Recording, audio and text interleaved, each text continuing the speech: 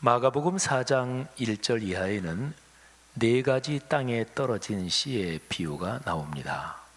네 가지 땅에 떨어진 씨. 우리 그리스도인에게 아주 많이 알려지고 또 익숙한 그런 성경 내용이죠. 그런데 그 내용 중에서 4장 3절이 참 중요합니다.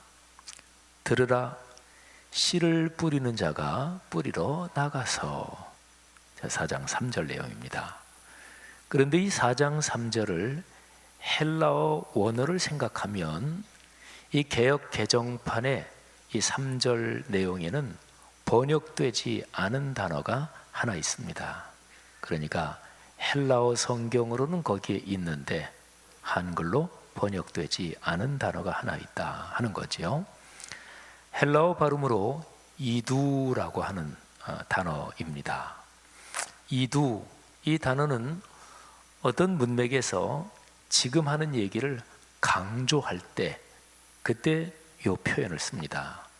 또는 이야기가 쭉 진행되다가 이야기의 분위기를 한번 분명하게 집중시킬 때 그때 쓰는 단어입니다.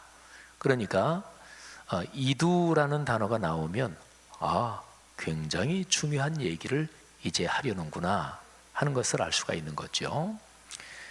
이두라는 헬라어는 글자 그대로 하면 보라 이렇게 번역할 수 있습니다. 무엇을 눈으로 보라, 이제 그런 보라는 뜻이 아니고요. 어떤 중요한 것을 강조할 때 그때 자 봐라 하면서 이제 강조하는 그런 말이죠. 그래서 이 이두라는 헬라어를 넣어서 마가복음 4장 3절을 한번 직역해서 번역한다면 다음과 같이 됩니다. 들으라, 보라, 씨를 뿌리는 자가 뿌리러 나가서 뿌릴세. 이렇게 진행이 되죠. 신약 성경에서 이 이두라는 단어가 가장 많이 쓰인 것이 마태복음인데 62번 쓰였고요. 그 다음에 많이 쓰인 게 누가복음인데 57번 쓰였습니다. 구약은 히브리어로 기록됐으니까 구약은 해당 사항이 없고 신약 성경에서 제일 많이 쓰인 건 마태복음, 그 다음이 누가복음. 근데 사복음서, 마태, 마가, 누가, 요한 사복음서 중에서 마태하고 누가에는 신약 성경에서 거의 제일 많이 쓰였고요.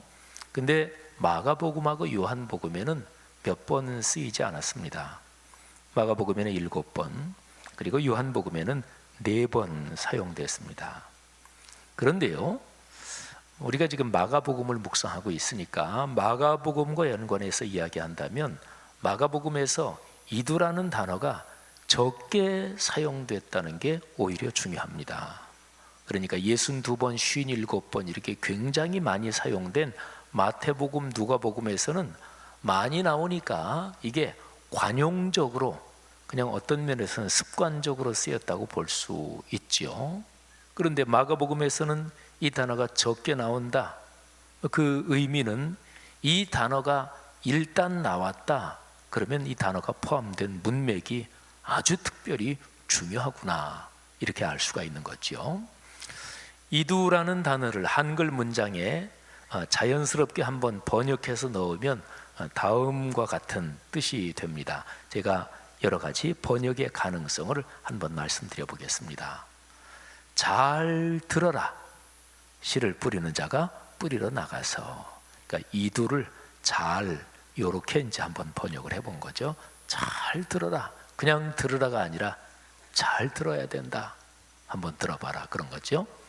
또 다르게 잘 들어봐라, 들으라 이것보다 잘 들어라 이렇게 하면 뉘앙스가 다르죠. 그리고 들으라 말고 들어봐라 이렇게 하면 또 뉘앙스가 다르죠. 그래서 잘 들어보아라. 또는 조금 더 의역을 해가지고요, 자, 귀 기울여 들어보아라 이렇게도 번역을 할 수가 있죠. 그러니까 4장 4절은 그렇게 중요한 얘기를 예수님이 시작하시면서 그러면서 그 표현을 하시는 것입니다. 예수님은 하나님의 말씀 중에서도 지금 비유를 말씀하시는데, 그런데 특별히 중요한 비유를 말씀하시는 거예요. 4장 1절부터 9절에 예수님이 말씀하시는 네 가지 땅에 떨어진 씨의 비유, 이게 1절부터 9절에 나오고요. 그리고 10절 이하에 보면 예수님께서 직접 그 비유를 이제 설명을 해 주십니다. 그러니까 13절 이하에 보면 예수님께서 그 비유에 대해서 설명까지, 해석까지 해 주셔요. 그런데 13절을 보면 제자들이 그 네 가지 땅에 떨어진 씨의 비유를 듣고서 잘 이해가 안 가니까 예수님한테 질문을 해요. 그러니까 예수님이 거기에 대해서 설명을 해 주시면서 13절에서 이렇게 말씀하십니다. 너희가 이 비유를 알지 못할진대 어떻게 모든 비유를 알겠느냐. 이 13절 내용을 한번 잠깐 생각해 보세요. 예수님께서 말씀하신 비유가 여러 가지가 많은데 그 모든 비유는 지금 말씀하시는 이 비유를 알아야 그 다른 비유들을 알 수 있다, 그런 얘기예요. 네 가지 땅에 떨어진 씨의 비유, 이게 다른 모든 비유를 깨닫는데 열쇠와 같은 역할을 한다, 이런 뜻이죠. 그런데 예수님이 가르치신 말씀 중에서 비유들 말고 그 외에 다른 말씀까지 몽땅 다 포함해서 하여간 주님께서 가르치신 모든 말씀을 다 이해하려면 들어가는 문과도 같은 거, 그게 바로 지금 말씀해 주시는 이 비유다, 이런 얘기가 됩니다. 그러니까 지금 네 가지 땅에 떨어진 씨의 비유는 무지무지하게 중요한 거죠. 이 비유를 깨달으면, 그리고 깨달아서 내 삶에 적용하면 말씀의 문이 열립니다. 그리고 말씀을 통해서 하나님의 주시는 복을 누리고 그리고 나눌 수가 있는 거지요. 여러분, 신앙생활을 하면서 이런 표현 많이 쓰고 또 많이 듣죠. 하늘 문이 열린다. 기도할 때 주여 하늘 문을 열어 주옵소서. 또 하늘의 신령한 복과 땅에 기름진 복, 이런 표현들도 많이 쓰죠. 그런데 하늘이라는 단어가 들어간 이런 표현들에 담긴 뜻은 무엇일까요? 모든 복은, 그리고 좋은 것은 하늘, 곧 하나님 아버지께로부터 우리에게 온다, 그런 뜻을 담고 있습니다. 야고보서 1장 17절 말씀은 아주 정확하게 이 사실을 얘기하고 있습니다. 한번 들어보시죠. 온갖 좋은 은사와 온전한 선물이 다 위로부터 빛들의 아버지께로부터 내려오나니 그는 변함도 없으시고 회전하는 그림자도 없으시니라. 아멘. 자, 성도 여러분 들어보십시오. 참된 복은, 진짜로 복이라고 하는 것은 위에부터 삼위일체 하나님이 주시는 것이다, 그런 거죠. 어떤 것이 나에게 이거 축복이네, 그런데 가만히 보니까 하나님께로부터 오는 게 아니야, 그러면 그거는 복이 아니라는 거죠. 속으면 안 돼요. 땅의 욕심에서 오는 것, 이게 당장은 복인 것 같아도 결국에는 사람을 망하게 만듭니다. 제가 야고보서 1장 17절 말씀을 조금 전에 드렸잖아요. 그런데 17절 바로 앞에 15절 16절에 보면 속지 말라, 이런 얘기가 나와요. 한번 들어보세요. 욕심 잉태한 즉 죄를 낳고 죄가 장성한 즉 사망을 낳느니라. 내 사랑하는 형제들아 속지 말라. 속으면 안 된다. 하나님 아버지께로부터 위로부터 오는 게 아닌 그 어떤 것도 그거는 복인 것 같아도 복이 아니다, 그런 거지요. 사랑하는 여러분들이요, 여러분의 삶에 하늘문이 열리기를 바랍니다. 그리고 하늘의 신령한 복을 받으시고, 그리고 그로써 이 땅에서도 이 세상의 삶에 필요한 모든 기름진 복이 넉넉하게 여러분의 삶에 임하기를 주님의 이름으로 축복합니다. 그런데 성경의 문맥에서 하늘문이 열리고 그리고 하늘의 신령한 복이 우리에게 온다, 이 복은 근본적으로 말씀하고 연관이 됩니다. 우리가 지금 살피는 야고보서의 문맥을 한번 잠깐 더 보면, 제가 먼저 17절을 말씀드렸고 그 앞에 있는 15절 16절 말씀드렸죠. 근데 18절, 그러니까 17절에 이어지는 18절 말씀을 한번 들어보세요. 여기에 말씀이란 단어가 나오는데 어떤 내용인지 한번 주목해 보십시오. 그가, 하나님께서 피조물 중에 우리로 한 첫 열매가 되게 하시려고 자기의 뜻을 따라 진리의 말씀으로 우리를 낳으셨느니라. 아멘. 17절에 온갖 좋은 은사와 온전한 선물, 이런 표현이 있죠. 그거하고 18절에 있는 진리의 말씀, 이 두 개는 일맥상통합니다. 우리가 하나님의 자녀로 새롭게 태어난 것이 진리의 말씀 덕분입니다. 예수 그리스도의 십자가의 복음 말하는 거죠. 여러분, 기독교 신앙에서 말씀이 답이고 말씀이 길입니다. 하나님의 말씀인 66권 성경이 신앙인의 삶에서 유일하고 온전한 기준입니다. 이 66권 성경 말씀이 하나님께서 우리에게 당신의 뜻을 보여주신 유일하고 완결된 계시입니다.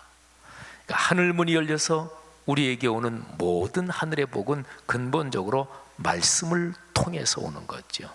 그러니까 말씀이 복의 통로입니다. 아니, 근본적으로 얘기하면 말씀 자체가 바로 복인 거죠. 그리스도인 여러분들이요, 성경 말씀을, 66권 성경 말씀을 사모하고 갈망합시다. 여러분의 삶의 모든 좋은 문들이 열리기를 바라는데요, 그거는 다른 말로 말하면 말씀의 문이 열리는 것을 뜻하는 거죠. 말씀의 문이 넉넉하게 열리기를 주의 이름으로 축원합니다. 자, 여러분, 그러면 마가복음 4장 1절부터 9절까지에 기록된 네 가지 땅에 떨어진 씨의 비유, 그 비유가 왜 그토록 중요한지 이제 이해가 되시는 거죠. 다시 한번 요약할까요? 이 비유에는 하나님의 말씀이 우리의 삶으로 어떻게 이어지는 거지, 이 내용을 담고 있어요. 그러니까 이 비유는 성경의 모든 말씀을 이해하고 깨닫고 그 말씀이 내 삶에서 이루어지는 바로 그 근본적인 내용에 대한 비유니까 이게 그토록 중요한 거죠. 말씀드린 대로 예수님께서는 이 비유를 친히 해석까지 해주셨습니다. 4장 13절부터 20절까지의 그 해석이 나와요. 자, 이 비유에서 중요한 것이 무엇일까요? 씨는 말씀을 뜻합니다. 그리고 씨가 떨어진 네 가지 땅은 말씀을 우리가 듣고 받을 때 우리의 마음 상태가 어떠냐, 그 마음 상태를 가리킵니다. 자, 씨는 말씀, 그리고 땅, 그거는 우리의 마음 상태입니다. 그러면 중요한 것이 무엇일까요? 씨가 열매를 맺는 데까지 이르는 것, 이게 중요합니다. 씨의 목표는 열매입니다. 열매가 없다, 그러면 다른 그 무엇도 의미가 없습니다. 그러니까 씨는 열매를 맺어야 된다. 30배도 되고 60배도 되고 100배의 열매도 되는데 그 배수가 얼마든지 그거는 우선은 사람에 따라 다를 수도 있겠고 상황에 따라 다를 수도 있는데 중요한 것은 씨가 열매까지 가야 된다 하는 거죠.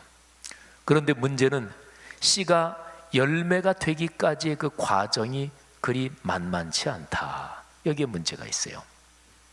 길가, 돌밭, 가시떨기, 이 세 가지 땅에 떨어진 씨는 열매가 되지 못합니다. 좋은 땅에 떨어진 씨만 열매로 이어집니다. 그 열매는 30배, 60배, 100배의 결실을 거둡니다. 여러분이 배수하고 연관해서 특별히 마태복음하고 누가복음을 살펴보면 아주 중요한 점이 거기에 기록이 되어 있습니다. 그러니까 같은 비유가 마태복음에도 나오고 그리고 누가복음에도 나오거든요. 근데 마태, 마가, 누가 이 세 복음서 중에서 제일 먼저 기록된 복음서가 마가복음서, 우리가 오늘 묵상하는 이 본문이에요. 그리고 마태하고 누가는 자기들의 복음서를 기록할 때 마가복음서를 이미 알고 있었습니다. 그러니까 쉽게 장면을 생각하면 책상에 앉아있다, 글을 쓴다 이렇게 생각하면 마태나 누가는 자기들의 복음서를 쓸 때 마가복음서가 책상 위에 있었다 이렇게 생각하셔도 좋습니다. 그런데 30배, 60배, 100배 이거를 마태복음에서는 순서를 거꾸로 합니다. 마태복음 13장 23절 기록이 이렇습니다. 어떤 것은 100배, 어떤 것은 60배, 어떤 것은 30배가 되느니라. 아멘. 마태가 이 순서를 왜 100배 부를 제일 앞에 놓고 순서를 바꿨을까요? 마태의 심정이 좀 이해가 되십니까? 저는 이 마태복음을 보면서 이 마태는 기왕이면 하나님 100배의 복을 우리 성도들이 받게 하옵소서, 이런 심정이 담겨 있구나 하는 생각을 했습니다. 누가복음은 더 드라마틱합니다. 누가복음 8장 8절에는 60배, 30배는 안 나와요. 그냥 100배 하나만 나옵니다. 더러는 좋은 땅에 떨어짐에 나서 100배의 결실을 하였느니라. 아멘. 사랑하는 여러분, 기왕이면 하나님의 말씀이 여러분의 삶에서 100배로 결실하기를 축복합니다. 100배라는 얘기는 120배는 안 되고 150배는 안 되고 100배까지 이런 뜻이 아니고요. 100은 성경적인 수의 개념에서 완전수니까 100배의 결실이라는 얘기는 어떤 말씀이 내게 다가왔을 때 그 말씀이 온전하게 그리고 풍요롭게 결실한다 하는 것을 뜻하지요. 성도 여러분들이요, 하나님의 말씀을 공예배에서 들을 때나 개인적으로 말씀을 묵상할 때나 어떤 경우에든지 내게 다가온 말씀이 여러분의 삶에서 100배의 축복, 100배의 위대한 결실을 하기를 주의 이름으로 축원합니다. 자, 이제 우리는 아주 중요한 질문 한 가지를 던져야 합니다. 자, 씨가 열매를 맺어야 돼요. 좋은 땅에 떨어진 씨만 열매를 맺습니다. 좋은 땅, 이거는 비유잖아요. 그거는 우리의 마음이라 그랬죠. 그러면 좋은 땅이란 어떤 마음 상태를 말하는 것일까요? 좋은 땅이어야 결실을 한다고 되어 있잖아요. 9절에 그 답이 있습니다. 이 비유 얘기를 쭉 하시고 나서 예수님께서 결론적으로 하시는 말씀인데요, 또 이르시되 들을 귀 있는 자는 들으라 하시니라. 아멘. 그러니까 좋은 땅은요, 그 사람이 들을 귀가 있는 그 마음을 좋은 땅이라 그래요. 그러니까 들을 귀, 이것도 비유적인 표현인데 신체의 청각 기능을 말한다기보다 마음과 영혼에 주님의 거룩한 말씀, 진리의 말씀을 들을 수 있는 마음과 영혼의 귀가 있느냐, 그 귀가 있는 사람, 그런 사람의 마음이 바로 좋은 땅이다, 그런 거지요. 누가복음에서는요, 이 표현 들을 귀 있는 자는 들으라, 이 표현에 대해서 아주 독특하게 기록을 하고 있습니다. 예수님께서 이 말씀을 하실 때 외치셨다, 이렇게 기록을 하고 있어요. 누가복음 8장 8절 이렇게 기록되어 있습니다. 더러는 좋은 땅에 떨어짐에 나서 100배의 결실을 하였느니라. 이 말씀을 하시고 외치시되 들을 귀 있는 자는 들을지어다. 사랑하신 여러분, 저는 지금 마이크를 가지고 설교를 하고 있잖아요. 예수님 시대 마이크 없었겠죠. 예수님의 말씀을 듣기 위해 사람들이 왔는데 적은 수의 사람들이 모이지 않았어요. 예수님이 인기가 대단하셨거든요. 사람이 많이 모였을 것입니다.